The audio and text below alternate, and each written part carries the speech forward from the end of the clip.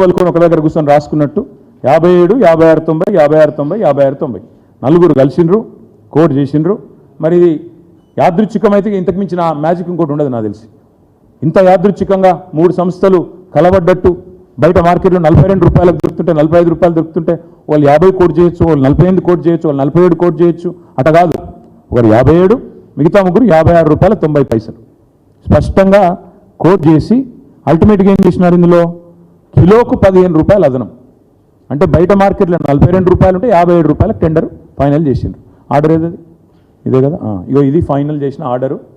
ఇది civil supply శాఖ ఇచ్చిన ఆర్డర్. 57 రూపాయలకు ఫైనల్ చేసిన టెండరు. ఎల్జీ అనే సంస్థకు 57, మిగతా ముగ్గురికి 56, 90 చొప్పున. ఏం జరిగింది ఇక్కడ, 2,20,000 టన్నులు ఇంటూ 15 రూపాయలు అదనం. రౌండ్ ఆఫ్ చేస్తే ఇది కూడా మళ్ళీ 300 కోట్ల కథ. అంటే అందులో 700 నుంచి 750 కోట్లు, ఇందులో ఒక 300 కోట్లు. అంటే ఎంత మొత్తం కలిపి 1,100-1,100 కోట్ల కుంభకోణం. ఇక్కడ ఇంకా విచిత్రమైన విషయం ఒకటి చెప్తాను మీకు. ఈ సన్నబియ్యం కొనుగోలు విషయంలో ఎవ్రీ ఇయర్ సివిల్ సప్లైస్ డిపార్ట్మెంటే మన రాష్ట్రంలోని రైతుల నుంచి ఎఫ్సిఐకి మనం ఇక్కడ కొంటాం, కొన్న తర్వాత ఎఫ్సిఐకి అమ్ముతాం. ఎఫ్సిఐకి మనం ఎవ్రీ ఇయర్ ఇక్కడ రాష్ట్ర రైతుల దగ్గర సేకరించిన ధాన్యం నుంచే దొడ్డు బియ్యం కొంటాం, అదే దొడ్డు వడ్లు కొంటాం, దొడ్డు రకాలు, సన్న రకాలు కొంటాం. ఆల్రెడీ మన రాష్ట్రంలో మా ప్రభుత్వం ఉన్నప్పుడే సివిల్ సప్లైస్ సంస్థ ఏదైతే 35 లక్షల మెట్రిక్ టన్నుల కథ చెప్పినా కదా ఇప్పటిదాకా నేను, అందులోనే 1.6 lakh టన్స్ సన్నధాన్యం ఉంది. 1.6 lakh టన్స్ కొత్తగా నువ్వు బయట కొనాల్సిన అవసరమే లేదు. ఆల్రెడీ నీ దగ్గరే ఉంది స్టాక్. నువ్వు దాన్ని పక్కకు పెట్టి దాన్ని మిల్లింగ్ చేయించుకొని అది మన సివిల్ సప్లైస్ డిపార్ట్మెంట్కి ఇస్తే, అది మన స్కూల్స్ డిపార్ట్మెంట్కి ఇచ్చేస్తే, ఎడ్యుకేషన్కు వెల్ఫేర్కి ఇచ్చేస్తే నువ్వు బయట కొనాల్సింది ఎంత అప్పుడు, కేవలం 60,000 టన్నులు.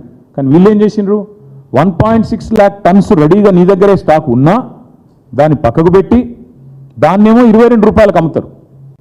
22 రూపాయల 59 పైసలకు దాన్ని అమ్ముతారు. ధాన్యాన్ని, బియ్యాన్ని కాదు, ధాన్యాన్ని. కాదంటే ఏం చేయాలి, నిజానికి ప్రభుత్వానికి కామన్ సెన్స్ ఉంటే, సివిల్ సప్లైస్ డిపార్ట్మెంట్కి నిజంగానే సెన్సియారిటీ ఉంటే ఈ ధాన్యాన్ని అమ్మకుండా మిల్లర్లకు ఇచ్చి వారి దగ్గర బియ్యం తీసుకోవచ్చు, సన్న బియ్యం తీసుకోవచ్చు, దాన్ని మళ్లించవచ్చు. తద్వారా 1,00,000 టన్నుల సన్న బియ్యం కేవలం 35 రూపాయలకు, అంటే బయట మార్కెట్లో 42 నుంచి 45 పోతున్నా 35 రూపీస్కే నీకు వస్తుండే. ఈ 1,00,000 టన్నులు పోను, మిగతాది నువ్వు పిలుచుకునేది ఉండే. ఎందుకంటే 1.6 lakh టన్ను ప్యాడీని చేస్తే, మిల్లింగ్ చేస్తే నీకు 1 lakh టన్ను ఇది వచ్చేది సన్న బియ్యం. అది పోను ఇంకొక 1 lakh టన్స్ పిలిస్తే సరిపోయేది. కానీ వీళ్ళు ఏం చేసినారు, ఆ ధాన్యాన్ని తక్కువ కమ్మి సన్న బియ్యం కోసం ఏమో ఎక్కువ ధరకు పంపి.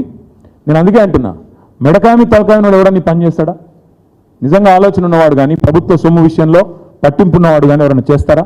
దీన్ని బట్టి మనకు అర్థమయ్యేది ఏంటంటే, కాంట్రాక్ట్ సంస్థలతో కాంగ్రెస్ పెద్దలు బాగా మంచి మిలాఖాత్ అయ్యి బ్రహ్మాండంగా ఇవాళ వాళ్ళు వీళ్ళు అంతా బదులుకొని మిల్లర్ల మెడ మీద కత్తిపెట్టి, ఇంకోవైపు రాష్ట్ర రైతాంగం మీద లేని ప్రేమను నటిస్తూ బ్రహ్మాండంగా 1,100 కోట్ల రూపాయల కుంభకోణానికి ఈ 2 స్కామ్ల రూపంలో వారు తెరలేపడం జరిగింది. లేకపోతే బ్లాక్ లిస్ట్ అయిన సంస్థల్ని బలవంతంగా తెచ్చుడేందుకు, మిల్లర్లు బయట 2100 కొంటమని చెప్పంగా మీరు 1885 నుంచి 2007కే బ్యాన్ ఫిక్స్ చేసేందుకు, బయట బహిరంగ మార్కెట్లో 42 నుంచి 45 రూపాయలకు సన్నబియ్యం దొరుకుతుంటే మీరు 57 రూపాయలు కొనుడేంది? ఇవన్నీ చూస్తుంటే మరి మీకు డౌట్ రావచ్చు, మరి మీరేం చేసిండ్రు, మీ ప్రభుత్వ హయాంలో మీరు ఎట్లా నడిపినారో మీరు అడగవచ్చు. మా ఇద్దరు కార్పొరేషన్ చైర్మన్లు ఉన్నారు, వాళ్ళ సాక్షిగా చెప్తా ఉన్నాం.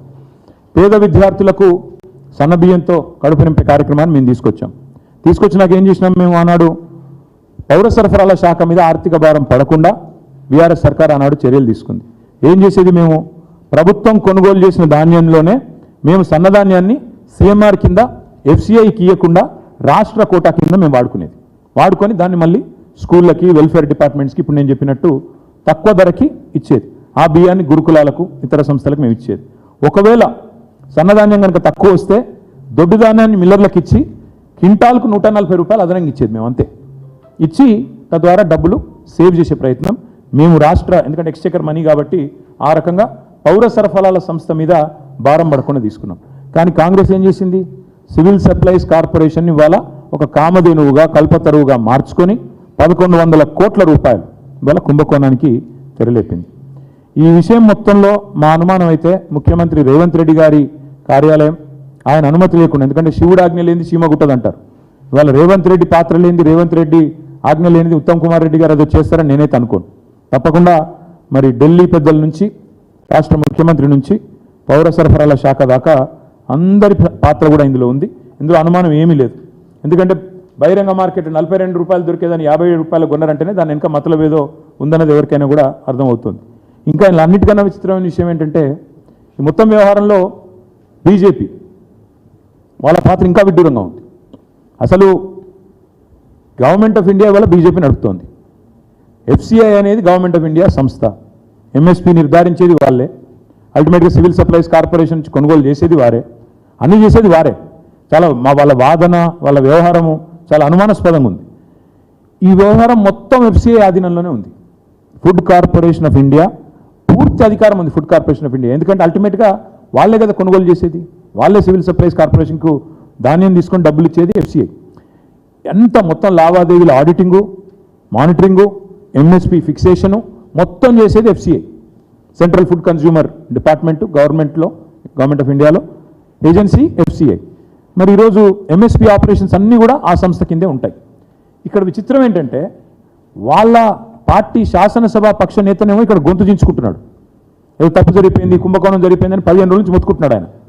కానీ ఎఫ్సిఐ ఇంతవరకు నిమ్మకు నీరు ఎత్తినట్టుంది. ఇంతవరకు ఒక మాట కానీ పలుకు కానీ డబ్బులు తాను కట్టే విషయం కూడా మరి ఇంతవరకు తనకు పట్టనట్టుగా సొంత పార్టీ నేతలు ఇక్కడ గొంతు దించుకుంటున్నా కేంద్ర ప్రభుత్వ స్పందన లేదు అంటే ఇందులో ఏదో ఉంది మతలబ్ అనేది మేము కూడా అనుకుంటా ఉన్నాం. మేము అందుకే నిర్దిష్టంగా ఈ రాష్ట్ర ప్రభుత్వాన్ని, కేంద్ర ప్రభుత్వాన్ని కొన్ని డిమాండ్స్ పెడుతున్నాం. 90 రోజుల్లోగా ధాన్యాన్ని లిఫ్ట్ చేయని ఏజెన్సీస్ ఏవైతే ఉన్నాయో వాటి మీద వెంటనే చర్య తీసుకోవాలి, బ్లాక్ లిస్ట్ చేయాలి, ప్రజలకు చెప్పాలి. అసలు మీరు టెండర్ ఎందుకు పిలిచి మిల్లర్లు కొంటానగా ఇట్లా ఎందుకు చేసిండ్రు, ఇదంతా కూడా శ్వేతపత్రం ప్రచురించాలి అనేది నెంబర్ 1 డిమాండ్. మా ప్రభుత్వంలో గతంలో టెండర్ పిలిచినా తక్కువ రేట్ వస్తే వెంటనే రద్దు చేసినాం. ఎందుకంటే 2100 కంటే తక్కువ వస్తే ఏం లాభం ప్రభుత్వానికి, ఆల్రెడీ మిల్లర్లే కొంతందుకు రెడీగా ఉన్నారు అనే ఆలోచనతో టెండరే రద్దు చేసినాం మేము. అంతకంటే తక్కువ ధర వచ్చినా 2100 కంటే తక్కువ ధర వచ్చినా ఎందుకు టెండర్ ఆమోదించినారు, ఎందుకు బ్లాక్ లిస్ట్ చేసిన సంస్థలను ప్రత్యేకంగా మినహాయింపు ఎందుకు ఇచ్చినారు ప్రభుత్వం చెప్పాలి. అదేవిధంగా ఇప్పుడు ఎక్స్టెన్షన్ ఇద్దామని మళ్ళీ ప్రయత్నం చేస్తూ ఉన్నారు. 90 డేస్లో లిఫ్టింగ్ జరగలేదు, 20% జరిగింది, మళ్ళీ ఎక్స్టెన్షన్ ఇద్దామని చేస్తూ ఉన్నారు. దాని విషయంలో వెంటనే ఎక్స్టెన్షన్ ఇవ్వకుండా మీరు ఈ టెండర్ని రద్దు చేయాలని చెప్పి కూడా ఈ కాంట్రాక్ట్ ఏజెన్సీల వ్యవహారాన్ని బయటపెట్టాలని చెప్పి కూడా రాష్ట్ర ప్రభుత్వాన్ని మేము డిమాండ్ చేస్తూ ఉన్నాం. అదేవిధంగా ఇప్పటిదాకా ఏజెన్సీలు వాళ్ళు కేవలం వాళ్ళ బాధ్యత లిఫ్టింగ్ మాత్రమే, ప్యాడీ లిఫ్టింగ్ మాత్రమే, కానీ వాళ్ళు డబ్బుల వసూల్లో ఉన్నారు. ఏ రకంగా మీరు ఇది అలౌ చేశారు, ఇది వెంటనే రాష్ట్ర ప్రభుత్వం వివరణ ఇవ్వాలి. ఎఫ్సిఐ కూడా ఈ విషయంలో అవసరమైతే ఈడీకి కంప్లైంట్ చేయాలి. మనీ లాండరింగ్ జరిగింది, ఎఫ్సిఐ స్వయంగా ఇందులో ఇంటర్వ్యూన్ కావాలి. మీ పార్టీ ఎమ్మెల్యేనే చెప్తా ఉన్నాడు, బీజేపీ ఎమ్మెల్యే ఇక్కడ శాసనసభ పక్ష నేత మనీ లాండరింగ్ జరిగిందని చెప్తున్నాడు. మరి మీరెందుకు పలకట్లేదు? ఆడిటింగ్, మానిటరింగ్ మొత్తం ఎఫ్సిఐ బాధ్యత, ఎందుకు ఎఫ్సిఐ స్పందించట్లేదు? వెంటనే ఈ ఏజెన్సీల మీద వాళ్ళు చేసిన లావాదేవీల మీద ఎఫ్సిఐ అవసరమైతే నేరుగా ఈడీకి ఎఫ్సిఐ ఫిర్యాదు చేయాలి. ధాన్యం లిఫ్ట్ చేయకుండా 2230 రూపాయల చొప్పున చెల్లించాలని చెప్పి రైస్ మిల్లర్లను వేధిస్తున్న వ్యవహారం, మనీ లాండరింగ్ ఏదైతుందో ఇది పెద్ద కుంభకోణం. ఈ విషయంలో ఎఫ్సిఐ, నేను చెప్పేది మేము మీరు కాదు, FCI should reach out to ED, FCI should complaint to CBI because all of them are government of India agencies. They should complain, they should request enforcement directorate to look into money laundering here.